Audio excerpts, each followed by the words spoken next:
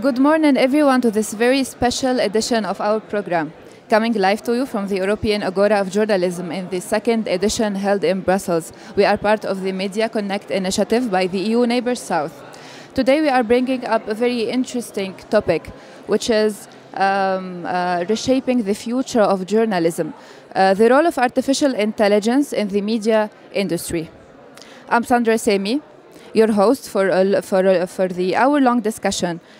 Joining me are four of the very special guests we have today, who are bringing their wealth of expertise and experience.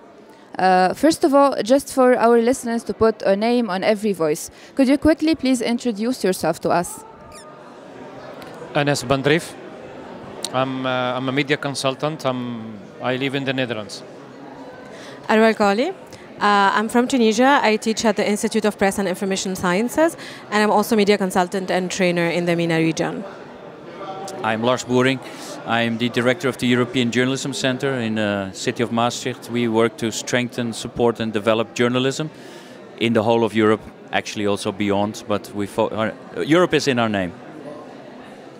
My name is Melissa Manouchakian, and I'm a recent graduate from the American University of Beirut, and I'm a journalist and a community manager.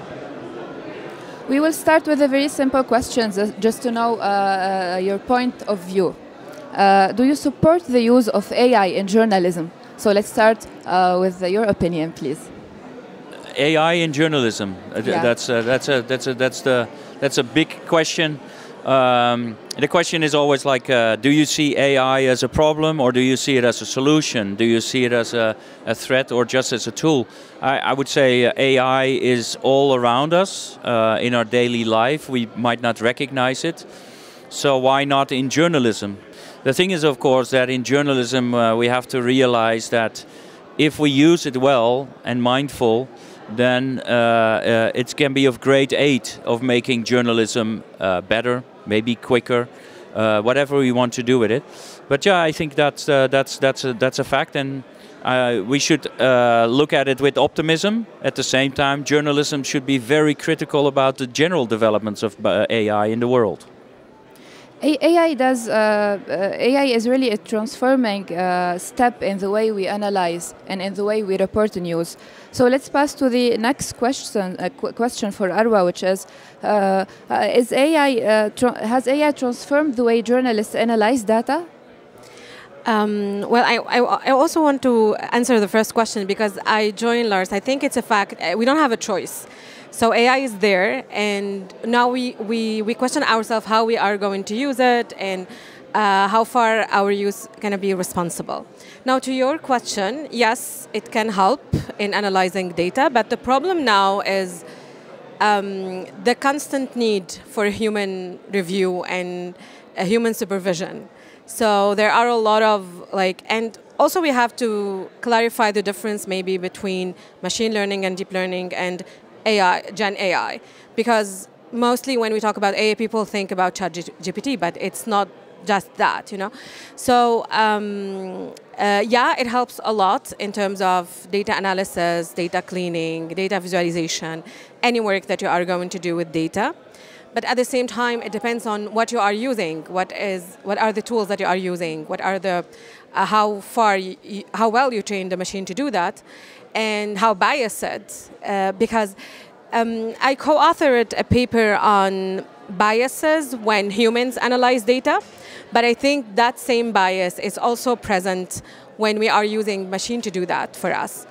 At the same time, I see a lot of tools out there that are easy to use, that you just put on your data and you start chat with the tool about your data and you get results. But still there is the issue of accuracy, the issue of trustworthiness, and making sure that this analysis is unbiased. For Anas, what do you think of the use of AI in journalism? Are you with or against this concept? I mean, it is. This question is very obvious. It is not. I mean, if we are for or against using AI, I mean, AI is everywhere. I mean, we start our daily routine with drinking coffee from the machine, which is also, I think, orchestrated by AI. AI is everywhere. The fact is how to use AI in a way that will benefit the newsrooms, they will benefit the researchers, etc. And this is something that I think that the newsrooms that are not using AI right now, they are too late. You have to start using it, you have to enhance it, you have to see the opportunities that are present in AI. Yes, taking into consideration the bias, taking into consideration the trustworthiness, the credibility of that you are getting from AI. There is also something that I think newsrooms are struggling with, which is the abundant tools that are present in the market. Because this is something that I think that the newsrooms have to take into consideration while considering which AI are we going to use, which for purpose, do we need human intervention, in which way, etc., etc. Yeah. Let's have the point of view of a journalism student. So Melissa, what do you think about AI? Do you even use it on your daily life tasks? So, can you hear me, by the way? I just want to make sure. So, I use it sometimes, but I think the thing is with this technology is we have to adapt to it since it's everywhere nowadays. Like we have to adapt to the fact that okay, it's part of our daily lives now. Just like we had to adapt to technology at some point, and then everyone has phones all of a sudden.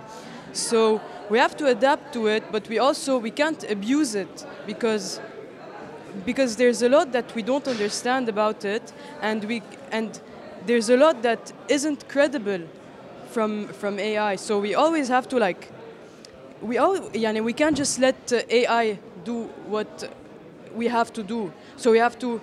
It's just a tool. It's just a tool, and I know that sooner or later, actually, not soon. I don't know, but it's gonna be even bigger. So, yeah. Arwa, do you encourage your students to use AI in their reporting?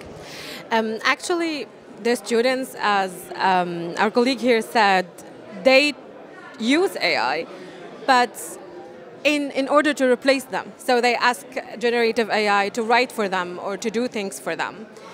And we noticed that in a lot of projects, and I think this is not unique to my university, it's everywhere.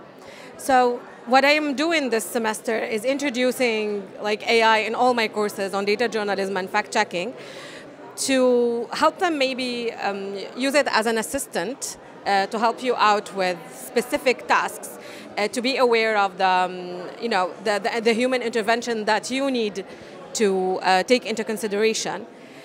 So yeah, they are using it, but I think the question is how to use it, how to benefit from AI. And my idea is to see it as your assistant, something that you can, it's a tool that, like she said, something that can help you maybe especially in tasks like transcription or translation or maybe some other tasks with also human review, because for example when you ask several tools to summarize documents for you, they are not that accurate also to do that. So I think the human intervention is very important, and it's very important for students to be aware of that and to use it responsibly and to use it effectively. Let's try to bring up a very interesting question, which is how to use the AI tools in the newsrooms. Yeah, in newsrooms, there's so much training going on in AI in newsrooms, small newsrooms. I think we can see that big media companies, and if I speak about the European ones, whether it's Schibsted in the Nordics, or Media House or any of those, then it's much easier for them to bring it in. It's not so easy to have everybody work with it. The problem right now is that small and mid-sized media also need to bring it in, and for them it's more difficult because they're very understaffed, or they have other things that they have to give attention.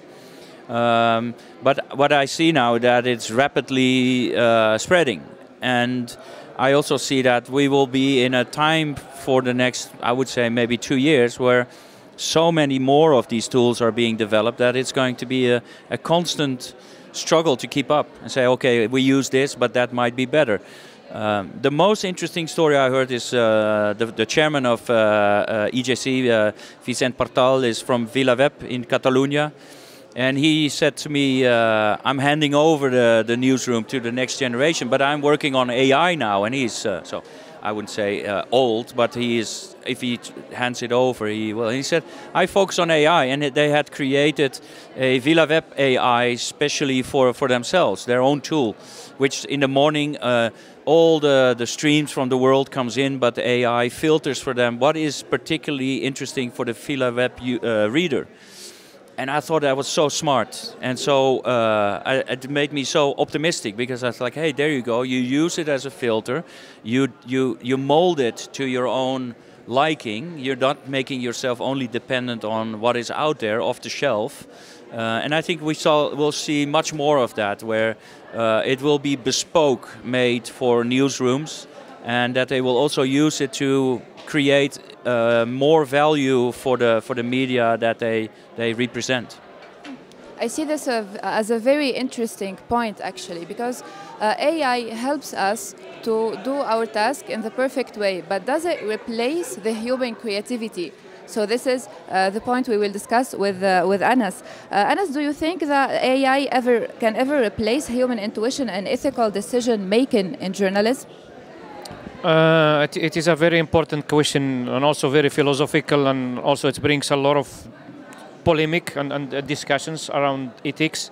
But let's start from the fact that the AI, he will not produce things that the human being is not able to produce. It is not that he is coming with something that the brain cannot produce. But before dealing with this question, I just want to relate to the discussion about the AI in newsrooms, because I think it is an opportunity for the mid-segment, for the small newsrooms to compete. Because even this rich company, when they produce their own tool, it will be redundant within 1 week or 2 weeks, because there is so much in the market. So I think for the mid-segment, let's say for small newsrooms, they can compete, because they will not need to, let's say, to hire illustrators, Photoshop developers. If they have the right tool which is on the market, they can compete. But yeah, and back to your question about creativity. But creativity is like a human thing. It is like emotions. Are we going to, let's say, to come to tools that can take ethical decision? I don't know. I don't really know, because if you look on how AI is used in wars, for example, is it say as an AI tool be able to, I don't know, let's say to select their own target better than a human being? I don't know. I don't have a question for that, but it is like an ongoing discussion that we are going to face in the next time.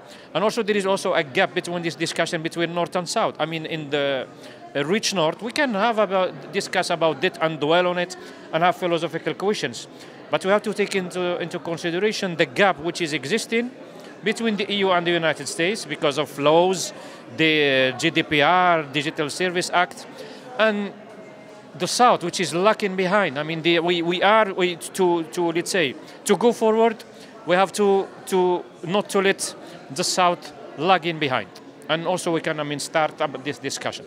I take the floor for so many Let's have the opinion of Arwa about the creativity with VS automation. Actually, I wanted to comment about the use of AI in newsrooms, and to join Anna's point that maybe small newsrooms and small media organizations can benefit from that.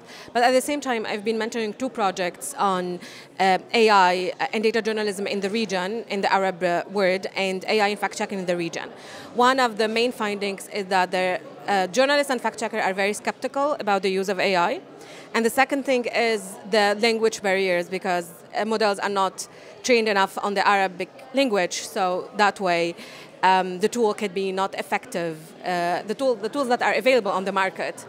And also not all small newsrooms have the ability to develop their own tools, the technicalities and also the resources to do that. So that's also some of the things that we need to take into account. But at the same time, I've been collaborating with the AFCN, which is the Arab Fact Checkers Network, on translating and annotating a full fact AI tool to be used by fact checkers in the region. So the tool cannot do the fact checking for you, but it helps a lot in monitoring claims. because as a human being, maybe Anna said that AI is not doing something that we cannot do, but at least it can make, boring tasks done by it, so you don't have to do it yourself. So in the monitoring phase and in the phase of collecting claims and transcripting videos for you, it's very, very useful. And a lot of fact-checking organizations now are using full fact AI in Arabic. Lars, what do you think about this idea that we just brought here? So does really AI replace the human creativity?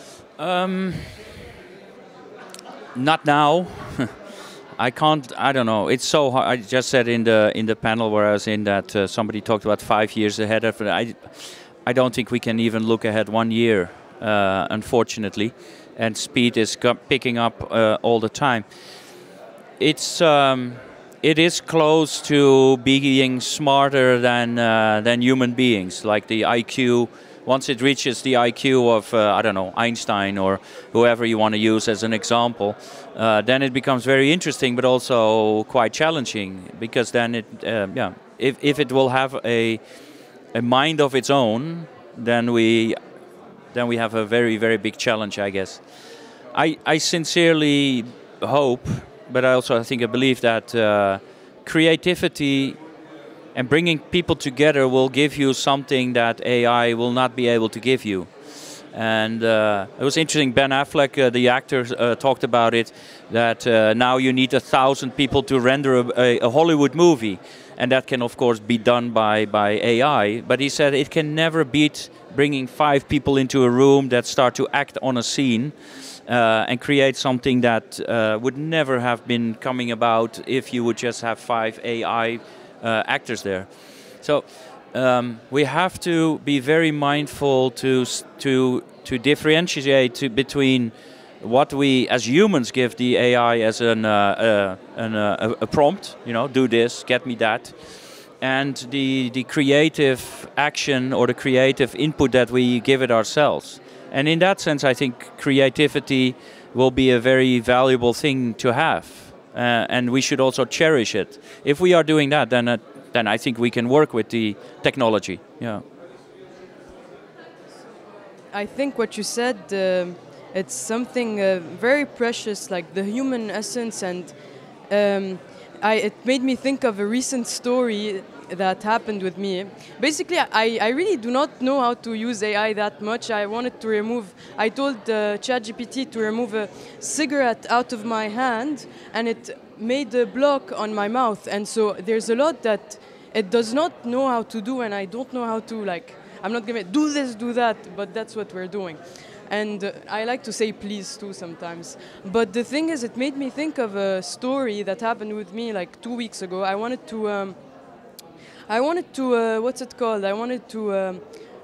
basically I did a free trial for Adobe Premiere Pro, and then I needed to cancel it, but then it took my money, so I wanted the refund, and so because it was annual, so it was too much. But then I wanted to cancel it, and it connected me to an AI chatbot. And I told, I was speaking to this AI chatbot, and it's so, I want to speak to a human. I want someone to understand me. It's not like these multiple questions, this is your problem, this is not my problem. This is, what happened with me is, by mistake, I got this, and I needed it, and I want the refund. It's just so confusing, and so yeah, the human essence, it's never going to be replaced. That's a very nice story shared by Melissa. Thank you. So the use of AI-generated content is also an issue of credibility. So we don't know if we trust 100% the AI-generated content. So let's have a question. Can journalists ensure the credibility of AI-generated data or content in their reports? I don't think that journalists should rely on AI to generate content for them and produce data for them. I see it as an assistant, as I said at the beginning. But because a lot of reports now, and I think everybody here maybe that tried those AI chatbots know that they can produce mis and disinformation. So there are a lot of inaccurate information out there. And I think that relying on AI to do the content for you is going in that direction of being replaced by AI. So it's important that you do the content, but you can use it in a lot of ways, that can help you with your content as a journalist. So, Anas, what do you think are the risks of misinformation or disinformation in the AI-generated content? Yeah, because there are like abundant of tools and there is like a speed of new tools on the market, how to combine, let's say, footages, how to create like false, let's say, images that even cannot be detected by the tools which is now in the market. That's why I join. I think the colleagues here on the table. Human intervention is needed. It is about critical thinking. It is not about just putting let's say an image on a detection tool and then you will live 100%. Just try. One of the tools which was like brought up last month, and I made really a fake satellite image and I put it and they were not able to detect it. It was about a small project in Sudan. Critical thinking is very important. I also share the experience we do when we're dealing with EU project as a social media expert and by EU missions. In our team we collected data. It is not, our main focus is not only disinformation, there's also hate speech and online gender-based violence. But we use AI so that we can, collect data. We use also AI so that we can cluster data. But for the analysis part, okay, we are human. Because, the language is very subtle. For example, and especially I join Arwa, we have a huge deficit when she's about AI tools related to Arabic language. Even sentimental mapping, you will get wrong data. That's why human intervention is needed. It is about critical thinking. It's good that you know what tools are necessary, how you can do that. You train yourself on prompt engineering. But human intervention is needed to analyze, to make a control, and also for the sake of credibility, and also to produce creative content. Otherwise, give you an example of the Google that was developed that you can give them a script, you can give them a description how to use the vacuum cleaner, and they will turn it really to a joyful podcast. Yeah. But it is, the uniqueness of podcast is uniqueness. Otherwise, you will get the podcasts that are very similar to each other. It has to be like not a creative killer. It has to create, to enhance creativity, which is a human character by excellence. That is true. But sometimes people just need a vacuum cleaner to know how to work. I recently moved, and sometimes you have to build things from this very famous brand, and you go through the booklet, and it seems that it only gets worse, and it takes more time to understand what you need to build. I think you're right. The human factor always has to be in it. I think that is something that is very clear. If you see journalism AI from Polis in London, they always talk about it. Don't take the human factor out, and make sure that stays in place. Trust. We have to be realistic that trust is already a big issue in journalism anyway. So to blame it on AI or to say AI is going to solve it or AI is going to make it worse, I think we should work on making sure that trust is on the up anyway. On the other hand, you can always say, why are we so obsessed by trust? Because it's also hard to define. I would say that working on people to get trustworthy information so they can make better decisions about their life and their society and also their governments or anything that goes around is a very important role of journalism. And if AI can help there, then we should definitely do it. But yeah, I think that it might be that AI can help us to create a better understanding what the audience needs from journalism, because that is something that we haven't been able to figure out yet. People are walking away from news avoidance, news fatigue. Why is that? And maybe AI can help also, like, okay, but what is it then that the audience does not want, or what would they prefer? As long as it doesn't turn into something very generic, where you're like, it's going to be always the same, or it's only going to give us what we need. And then creativity can play a wonderful role in disrupting that stream and say, okay, here's something special. You should see this. Yeah, just one sentence that I want to add is that joining what Lars has said, if you train AI on human data, it can produce like interesting results. But if you train AI on its data, what AI produces, so if we only train it on what it produces, it will like the outcome will be garbage. So we need always the human creativity in order for AI to work better for us. So Melissa, do you trust the content you see on social media which is generated by AI? The thing is, there's an age gap between us, so no offense. Okay, but no, because I sounded We want to rude. have the point of view of a student who is scrolling on social media. So what are the procedures you take to check? On social media, we see a lot of weird stuff nowadays because of AI. I mentioned it to my friends earlier. Like now we can see Cristiano Ronaldo talking in Arabic and like his lips are moving, or we can see weird TikToks that are just you know when it is AI. That is the thing. Like it's very robotic. It's very yes. So at some point you can know, but I know that there's also a lot that you can't trust, especially when you see people doing voiceovers over people's speeches, for example, or something like you really need to know how to dig deep and like honestly like I need to go ask the AI on how to train the AI. Honestly, like I need to get a training from.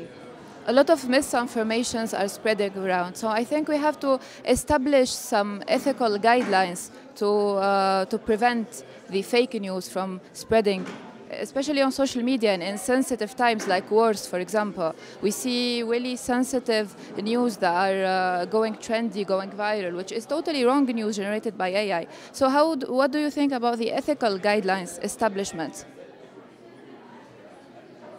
I think, as I said, it's important to be responsible in our use, especially as a journalist. And also, I think that media organization should be very clear about their strategy towards the use of AI. So when I enter their website, I know how they are using it and when and where, and to be transparent about it. That's one thing that we can do.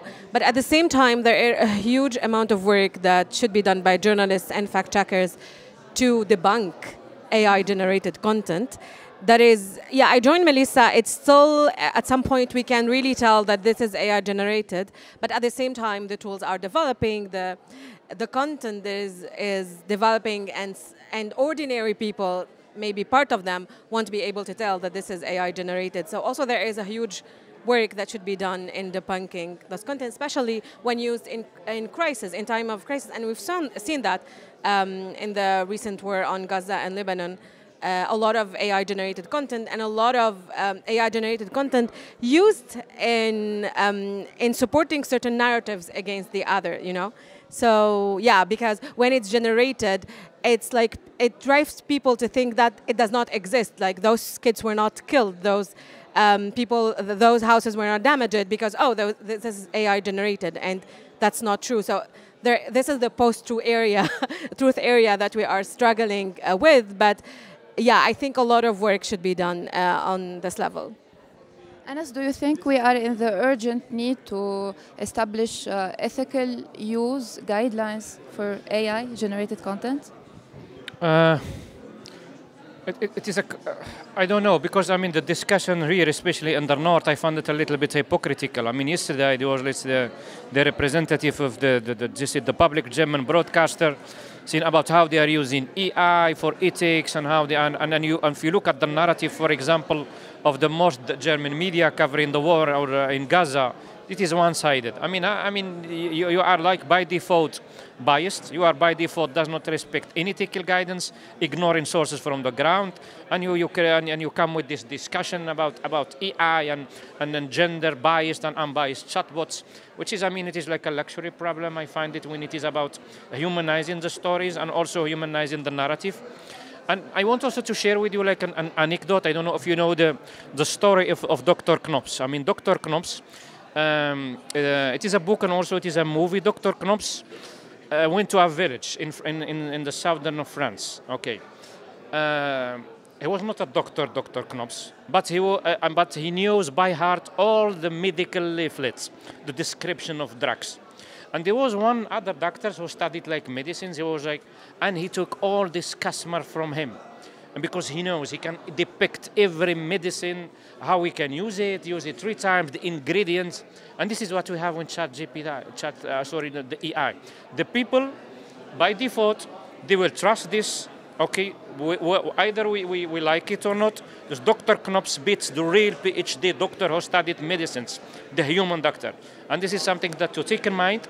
The guidelines, you will find the many guidelines, but still, for example, back to the example of the narrative around the coverage of the war in Gaza. The BBC, they have the best chart, ethical chart. And look how they are covering. I mean, it's not about how the guidelines, the ethics, it is about also the human character. And yes. And applying the guidelines. And applying, yeah. I worked on together with RSF and many others, Free Press Unlimited. We worked on the Charter for AI in Media, which is it's really good, and it was interesting to define it. It's sort of the guardrails, and it can be of help for newsrooms or media organizations to stay within that, but then still come up with their own specifics about it. And I think that's I think more important than ever, that media, journalism, also the organizations like ours, EJC, come together to work on these things combined, because that's what is going to help all of us to be better at it. I mean, AI, fake news, we cannot. AI can enhance it, and AI can fight it off. It's not going to be stopped. The only thing you can do is make sure that the trust in a media organization, in journalism, is there, so that people know where to go for trustworthy information. That doesn't mean there's no mistakes made. And yes, you're right. The coverage. I always ask, whose journalism are we actually talking about? Because I think nowadays we can clearly see that whoever tells the story defines very much the narrative, or the way the narrative is getting across. And I would say with the stories about Gaza and the stories you hear about Lebanon, very often that can become problematic. Yeah. Let's see what Melissa thinks about this. Question, because you all mentioned it, that if a newsroom is going, or like a news agency is going to use AI, they have to be transparent on the website, for example. So basically they have to put like above, like on the website they have to put like, hey guys, we use AI. Like, how do you mean they have to be transparent? Like, should they mention it every time they cover something? Like, if they used AI, this was like, we had the help of AI with this, or like, I don't understand. Like, should they put like a quote up there when you open a website? Like, yes, we use AI. So guys, like, what do you like? This is what I'm trying to understand, because it's also still like in newsrooms. For data analysis, okay, but for newsrooms, it's just still a bit. I think it's a very kind of thing, you know. Like it's like I know a lot of journalists who use it, but it's very sneaky, you know. So that's what I'm trying to understand. Yeah. For example, if you publish an image in a news article, what do you write as a caption? It's not generated. It's like a normal photo. What do you write? Do you write the name of the person that took it? Is it new? The date, the source? What is represent? So if it was AI generated, you should also write that, right? I think it does make sense, because everything in your news report should have a source. So for that part, it was like AI generated. But I think Lars can also answer this question. It's actually a very good question, because you should be able to find for a media outlet what kind of tool. I mean, to say, oh, they're not saying for this we used a pencil and a rubber band. But if it is playing a role, then somewhere you should be able to read. We make use of AI, and if they want to have specific tools there, I would not be so interested. If I want to know more, I can always ask. If something is really generated by AI, then there should be a disclaimer, especially with imagery, because you will see that lots of stories will be illustrated. It's not a photograph, it's just going to be an illustration. And if it's AI generated, it will be good to know about it. Yeah, and I think if we keep doing that, then we will learn as an audience to distinguish also. It's like, okay, AI is everywhere. Is it confusing? No, it becomes less confusing as long as you are very transparent about it and consistently is transparent about it. And that, I mean, sometimes it will lead to maybe a scandal in the future where it turns out that AI-generated work came up with a very big story and we didn't know, and then people are going to say, "See, all media is fake." So, yeah, like they say, trust it comes by foot and it leaves on a horse. Hopefully that we will not see many of these mistakes, but transparency is a good thing. But we don't have to overdo it. I am not reading an article, I'm like specifically looking for things. If I want to know, I'll find out. But yeah, as long as I can find it. Also, AI is a new concept to journalists these days. So especially not the young generation. Do you think journalists nowadays are lacking a training on how to effectively use AI in their production? So the question is for Arwa. Do you think that we lack training? Yeah, at some point I think that there is a lot of I think that we need to invest more in AI literacy, especially in the region where I come from, in MENA region. And as I told you, this is why I started adding AI as a chapter in my courses, because I think that's very important. And sometimes I feel that students are shocked. There are their AI literacy, most of them, not all of them. As I said at the beginning, they use it, but using something does not mean that you know how to use it, actually. So I think, yeah, we need there are a lot of still training on prompting for AI, on understanding AI, but I think it's not enough, and we need more for students, for journalists in the MENA region. Anas, what do you think are the difficulties that we face as North Africans and Middle Eastern facing the AI content? I mean, first of all, the language barrier, because I mean, the most tools available in the market, they are not, let's say, Arabic friendly. And it has to do also with, I mean, with the kind of investment. It is not a huge market. I know that, for example, in the Gulf states, they are starting also using AI. Well, I mean, because you need a lot of money to train the machine. And the second thing is, I mean, now just let's go from the assumption that you have money. Which one are you going to use?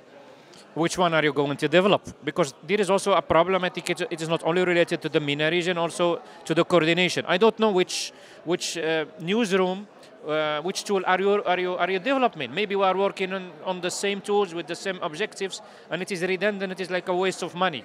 There is a lot of coordination needed, and worldwide. And also, I mean,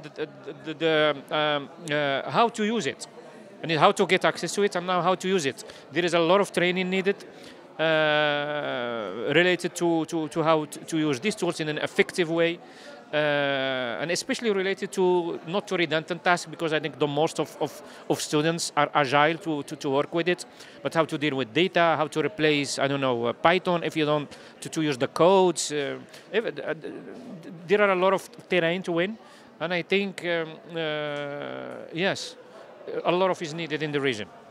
Do you, Lars, think that there is a gap between the Middle East and the Europe in terms of using data?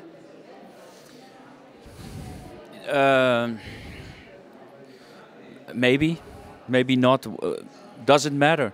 whose data do you want to use? I mean, if we have now learned and start to see that the dominance of data from Western Europe or Northern America or the Western world is dominating a lot of things. It also has created a huge bias in image generating machines or AI. It would be fantastic. I was just thinking, if you would develop AI for Arabic language, then you have a huge world to work with, right? Unfortunately, right now it's so dominated by the West Coast American companies in such a way that they even can be part of the government of the USA, it seems. So I think it would be very, very important to develop it and also develop it themselves. There's a good example in the Nordics in Europe. The Norwegians are creating their own language model. Norwegian AI, I don't know, the name is not correct, but I think that is very interesting because it shows that they care about their language and about their culture.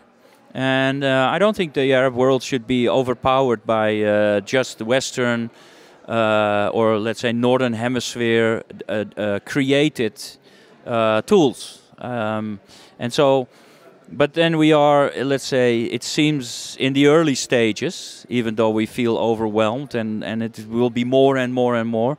So when will be this moment that it will catch up? Maybe AI can help to develop an Arabic-speaking AI model that can be specifically used for newsrooms or for journalism in the Arab-speaking world.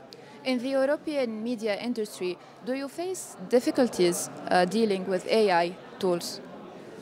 I don't think we've seen difficulties. I think that people are experimenting. I mean, change is always super difficult. You will have the early adapters, and they will tell you that the world is great and everybody should do this. Then you have sort of people following along, and then you have a late majority, and then you have the laggards who will never want to do it, but they will always lose out. Once you have this majority, it just flies and goes. And I was sitting in the train from Maastricht to Amsterdam last week, and the last part I was sitting next to a young student, and she was working on a paper, and I shouldn't do it, but you sit so close to each other, and I saw her like flip through things, and she was not creating her thesis with ChatGPT. She constantly checked in various forms of AI, and then she pulled it out and put it in and started writing. And I was like, I thought it was so wonderful to see it, because there you see a great example of aided. We had to go to I am a bit older than you are, but I had to go to the library to get a book and read through it, and we made a copy, and we're like, okay, can we bring it home? No, you have to come to the library. Now everything is under the touch of a button. That comes with great responsibility, and I think we should be emphasizing that. Use it, but use it mindfully. The other thing that I heard is that research till now shows that students that use AI a lot, they perform much worse later in the knowledge base than people that use it but also write things themselves. So it seems that creativity or thinking yourself or making sure that you understand what you're doing, integrated into it, that still is something that is still very much stronger than now. And I hope that remains, that we'll not have a whole stupid bunch of people that can only do prompts and can only do AI and rely on it for the rest of their lives, because then we lose out on creativity. Anas, do professors really know when their students use AI in the exams? I don't. I think they yes. I mean, yeah, they do. Yeah. Even I'm not a teacher. Yeah. I want to mention related to what Lars said. Related to newsrooms. I thought about it when you were speaking about this idea that all of the people or the majority, not the laggards, are using AI and embrace it. There is also a tendency, I think, that need to be analyzed. I will give you an example, for example, of Bellingcat, which is they are doing amazing work. But you see, for example, the last 5-6 years, there are more techie people working in Bellingcat than journalists, and which affect the storytelling. I mean, a good AI cannot give you like a human dimension and how to write a story, how to. I mean, he can teach you how to write a lead, how to catch the attention, but he cannot be Shakespeare. And that's, I think, it is a trend that was to be at least monitored and analyzed. Are we going to have like a newsroom full of techie people with the journalists is only just to check the correctness and or we need to think about it, because I see many examples that they are investing many time in tools that it's between 3 months they are redundant. I mean the auto archiver tool that they developed, for example, like 2 years. I don't know. There are a lot of tools in the market that are performed. This is a trend. Just hiring techie people, which goes on the costs of real journalists, the one who can catch a story, the one who can go to the street and see this is a story to tell. Yeah. Do you see AI as a trend or as the future of journalism? Some people say it's the future, AI in robots are the future of journalism. Others say no machine can replace the human mind and creative mind. Let's have the opinion of Melissa. This falls under the questions, not the question actually, like the statement that AI is going to replace our jobs. But I really do not know, like, if it's going to replace. Journalism is all about the human essence. It's all about the human essence. You will never get that from ChatGPT, for example. I don't know other tools. And so, what was I saying? Yes, so it will never replace that.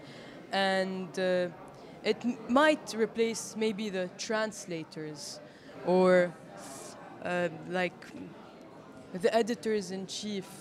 But the actual journalists, I don't think so. What do you think, Lars? Trends are always dangerous because they come and go, and I would say we should look for foresight, which is going beyond trends and looks at it. I would say it's very clear that it's the biggest thing of our lifetime, my lifetime, and I also was there when the internet was suddenly there. It's much bigger. And so it's beyond the trend. I think it's developing fast, and I think that it's hard to predict.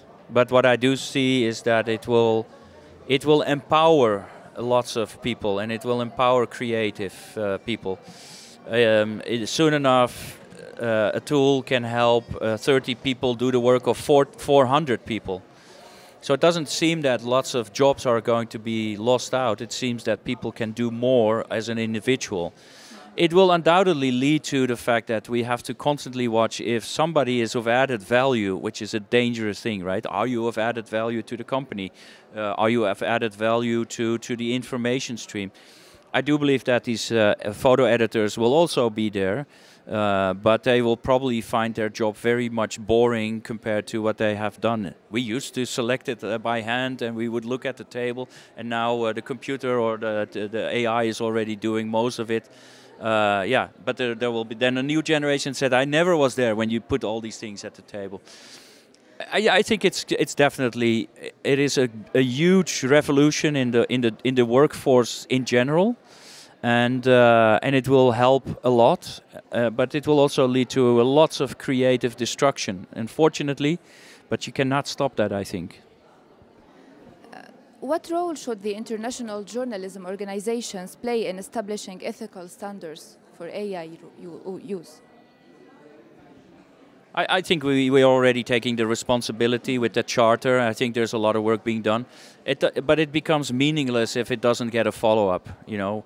I would say there's so many international organizations that try to improve journalism, and they're all trying to do it in their own way with their own budget, in competition, and trying to do it in different ways. It would be good to continue to come together in these matters and work on it like that. Their responsibility is to create that framework, but we do not have an influence on what DPG media will do, or the media in the Emirates, or whatever. They will have to define it themselves. They are also entitled to do that because they're private companies. I just hope that it inspires them to think for the public good, and also to keep in mind that journalism has a certain value and importance that should remain held in high regard. On a more positive note, can we share some useful advices for our listeners on how to use AI-generated content? Starting with Anas, what is the advice you give to the young population listening to us about the usage of AI content? yeah, embrace it, use it. I mean, learn from it. I think that I will end up with a positive note. I mean, related to the great thinker Harari, who wrote like one of his masterpieces, the Homo Deus History of Tomorrow, and I join him with the fact that we are going to be rich, and we have with using AI, and we'll have like a spare time to do art. I mean, to produce poetry, whatever. But the problem that not everybody will get benefit from the AI revolution. The gap that will still be there as it is right now. Maybe the gap will be grower. But I think in the north we are going to get benefit from it on the excess of the south. What do you think, Arwa? I actually use AI, so I think it helped me in a lot of tasks and helped me save time to live and to do other things, and also get money.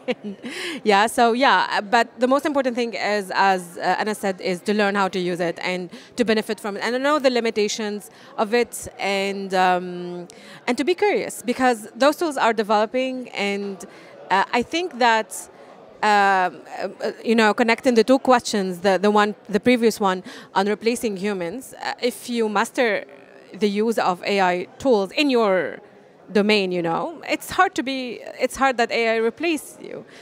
So at least this is my opinion. It's very hard to predict the future with all those development going on. But yeah, learn how to use it and benefit from it and make it work for you. This is what I can say. I would say to students, my advice would be use AI as a tool, but for uni, just do your homework, just let it help you, but your parents are paying for your tuition at the end of the day. You're gonna get caught, and then it's just gonna be an issue. So just let it help you, but yeah, don't abuse it. Thank you, Melissa, for this wonderful idea. Lars, what do you think? What is the advice you give to the listeners? I use it, but it doesn't matter what AI I use, or I'm using this now and tomorrow probably something else. What I think is interesting is Ezra Eman, who works for the Dutch broadcasting. He has a wonderful LinkedIn newsletter, Wayfinder, and he does lots of presentations. And he actually says, "I cannot keep up. I can fill 3 screens now with the tools. There are so much now, I can't talk about them individually anymore." But I think on Wayfinder you can follow the developments of AI. And I think that for students that should be very important to keep an eye on, because it gives you a head start. Because there's a lot of these tools that will disappear. There's a big race, lots of people investing money, but lots of these small startups will fail. And at one point it's going to consolidate in a couple of ones that are successful, or they are going for scale up. So follow what is happening there, and then make your own choice. I mean, somebody mentioned perplexity to me, and when I was preparing for the panel, I thought, okay, what should happen if I put something in perplexity about what is AI doing in photojournalism? And I was really surprised what it gave me. There were a lot of sources that I already knew, but it also got me on a track of a couple of them that I probably would not have found with Google. So it's kind of like mixing and matching, and that would work. Thank you so much for our amazing guest for the valuable and insightful advices. Thank you for sharing your expertise and perspectives with us. A special thanks to the production team, Melissa, Laura, Nadia, Nathan, and Rwanda for the amazing work they did. Thank you for the Agora of Journalism for hosting us today, and of course, our listeners for tuning in. Until next time, this is Sandra Sami signing off. Stay informed, stay positive, and stay curious. Thank you. Thank you. Thanks.